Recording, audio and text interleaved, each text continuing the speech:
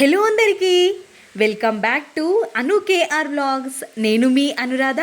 ఈరోజుటి recipe వచ్చేసి జొన్న పిండితో మసాలా బందోసా రెసిపీని చూపించబోతున్నాను.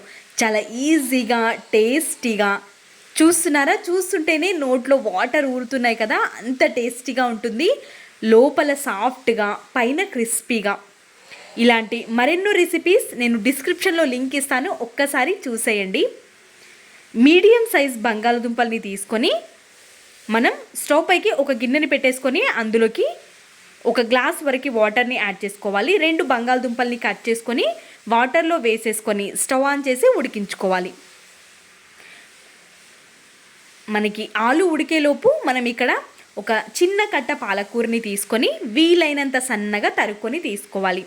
ఇప్పుడు స్టవ్ ఆన్ చేసి స్టవ్ పైకి ఒక గిన్నెని పెట్టేసుకొని 2 స్పూన్ల వరకు ఆయిల్ని యాడ్ చేసుకోవాలి. ఆయిల్ వేడిగా అయిపోయిన తర్వాత ఇందులోకి ఒక 1/2 టేబుల్ స్పూన్ వరకు జీలకర్రని యాడ్ చేసుకోవాలి. జీలకర్ర వేగిపోయిన తర్వాత ఇందులోకి ఒక 2 పచ్చిమిర్చి తరుగుని కూడా యాడ్ చేసుకొని పచ్చిమిర్చి తరుగు ఫ్రై అయ్యేంత వరకు ఉంచాలి. పచ్చిమిర్చి తరుగు కొంచెం ఫ్రై అయిపోయిన తర్వాత ఆనియన్ తరుగుని కూడా యాడ్ చేసి ఆనియన్ తరుగు కూడా కొంచెం లైట్ బ్రౌన్ కలర్ వచ్చిన తర్వాత ఇందులోకి కొత్తిమీర, అదేవిధంగా మనం ముందుగా నీట్గా కడిగి కట్ చేసి పెట్టుకున్న పాలకూరని కూడా యాడ్ చేసుకోవాలి. మనం 1 కప్పు జొన్న పిండికి 1 కప్పు పాలకూరని యాడ్ చేసుకోవాలి. ఇప్పుడు పాలకూర కొంచెం దగ్గరికి వచ్చిన తర్వాత ముందుగా మనం ఉడికించి పెట్టుకున్న బంగాళదుంపల్ని తీసుకొని ఈ విధంగా స్మాష్ చేస్తూ కలుపుకోవాలి. ఇప్పుడు రుచికి సరిపడ ఉప్పుని కూడా యాడ్ చేసేసుకొని మొత్తం మిక్స్ అయ్యేంత వరకు ఒక్కసారి కలిపేసుకోవాలి. మొత్తం మిక్స్ అయిపోయిన తర్వాత స్టవ్ ఆఫ్ చేసి ఇది కంప్లీట్గా చల్లారేంత వరకు పక్కనుంచాలి. ఇప్పుడు మనం మిగతా ప్రాసెస్ని చూసేద్దాం. ఒక మిక్సింగ్ బౌల్ని తీసుకొని అందులోకి 1 కప్పు వరకు జొన్న పిండిని యాడ్ చేసుకోవాలి. రుచికి సరిపడ సాల్ట్, అదేవిధంగా చిక్కటి మజ్జిగని 1 కప్పు వరకు తీసుకోవాలి. తీసేసుకొని మొత్తం అంతటిని ఒక్కసారి మిక్స్ చేసుకొని ఇంకొక 1/2 కప్పు వరకు వాటర్ని యాడ్ చేసుకుంటే సరిపోతుంది. ఇంకా ఎక్కువ వాటర్ అస్సలు వేయకూడదు. మరి ఎక్కువ లూజ్గా కూడా ఉండకూడదు, మరి ఎక్కువ గట్టిగా కూడా ఉండకూడదు. ఇక్కడ నేను చూపిస్తున్న కన్సిస్టెన్సీ ఉంటే కరెక్ట్గా సరిపోతుంది. ఈ విధంగా మనం మంచిగా మిక్స్ చేసుకొని ఈ కన్సిస్టెన్సీలో ఉన్నప్పుడు మనం కొద్దిసేపు పక్కన ఉంచుకోవాలి. ఇప్పుడు కంప్లీట్గా చల్లారిపోయిన ఈ ఆలు పాలకూర ఫ్రైని ఈ విధంగా ఉండలుగా చుట్టేసుకోవాలి. మెయిన్ స్టఫింగ్ అండి, ఇది చాలా టేస్టీగా ఉంటుంది. మనం ఈ విధంగా చేసుకోవడం వల్ల పాలకూర హెల్దీ కూడా కాబట్టి మీరు ఈ ప్లేస్లో ఏ ఆకుకూరనైనా యూస్ చేసుకోవచ్చు.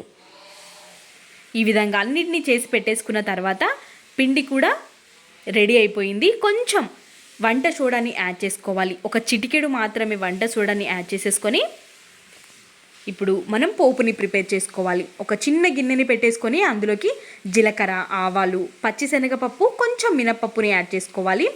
ఇవి వేగిపోయిన తర్వాత స్టవ్ ఆఫ్ చేసుకున్న తర్వాత మాత్రమే నువ్వులని యాడ్ చేసుకోవాలి. లేదంటే చటపటలాడుతూ ఒక్కటి కూడా అందులో మిగలదు. ఇప్పుడు ఈ పోపుని మనం పిండిలో వేసేసుకోవాలి.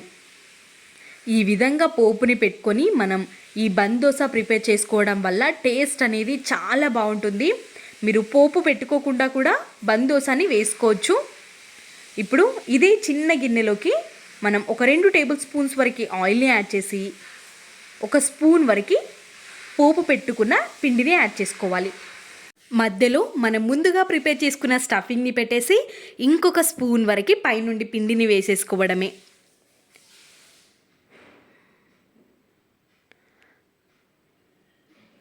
ఇప్పుడు మనకి పైన మంచిగా కనిపించడం కోసం కొంచెం నువ్వులని యాడ్ చేసుకోవాలి. నేను పోపుల్లో నుంచే కొంచెం పోపుని పక్కకు పెట్టుకొని దీనిపైకి వేసుకున్నాను. కొంచెం నువ్వుల్ని ఈ విధంగా మనం పైన స్ప్రింకిల్ చేసుకోవడం వల్ల చూడడానికి చాలా బాగుంటుంది. ఇప్పుడు కొంచెం వేగిపోయిన తర్వాత మనం 2 స్పూన్ల సహాయంతో ఈ విధంగా టర్న్ చేసుకోవాలి.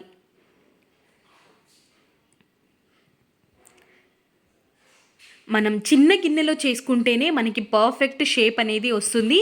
పెద్ద గిన్నెల్లో చేసుకున్నట్టయితే మనకి షేప్ కొంచెం అటు ఇటు అవుతూ ఉంటుంది. కాబట్టి ఈ విధంగా మనం పోపు పెట్టుకునే గిన్నెల్లోనే చేసుకోండి. చాలా మంచి కలర్తో పాటు షేప్ కూడా మంచిగా ఉంటుంది.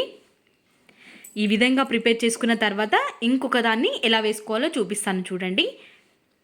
ముందుగా మనం ఒక స్పూన్ వరకు పిండిని వేసేసుకొని మనం ప్రిపేర్ చేసుకున్న స్టఫింగ్ని కూడా పెట్టేసుకొని ఇంకొక గరిటె వరకు మనం పిండిని వేసేసుకోవడమే. ఈ విధంగా వేసుకున్న తర్వాత మనకి మంచిగా కనిపించడం కోసం కొన్ని నువ్వుల్ని యాడ్ చేసుకోవాలి. ఇది ఆప్షనల్ మాత్రమే, వేసుకోవాలి ఖచ్చితంగా అని ఏమీ లేదు. కొంచెం వేగిపోయిన తర్వాత టర్న్ చేసుకుంటూ మంచిగా లో టు మీడియం ఫ్లేమ్ పైన మాత్రమే కాల్చుకోవాలి. హై ఫ్లేమ్లో పెట్టుకుంటే లోపల సరిగ్గా వేగదు. కాబట్టి ఈ విధంగా మీడియం టు లో ఫ్లేమ్ పైన పెట్టేసుకొని మంచిగా కాల్చుకున్నారంటే టిఫిన్కి కానీ డిన్నర్కి కానీ పర్ఫెక్ట్ రెసిపీ ఇది. కాబట్టి ఒక్కసారి ట్రై చేయండి. ఈ రెసిపీకి బెస్ట్ కాంబినేషన్ టమాటో చట్నీ కానీ కొబ్బరి చట్నీ కానీ రైతా. చాలా సూపర్గా ఉంటుంది టేస్ట్ అనేది. లోపల మనం పెట్టుకున్న స్టఫింగ్కి మనం పైన పిండిలోకి కూడా పోపుని వేసాం కదా, చాలా చాలా బాగుంటుంది. మనం పెట్టుకున్న పోపు మధ్యలో మధ్యలో మనకి తలుగుతూ చాలా టేస్టీగా ఉంటుంది. వీడియో నచ్చితే ప్లీజ్ సబ్స్క్రైబ్.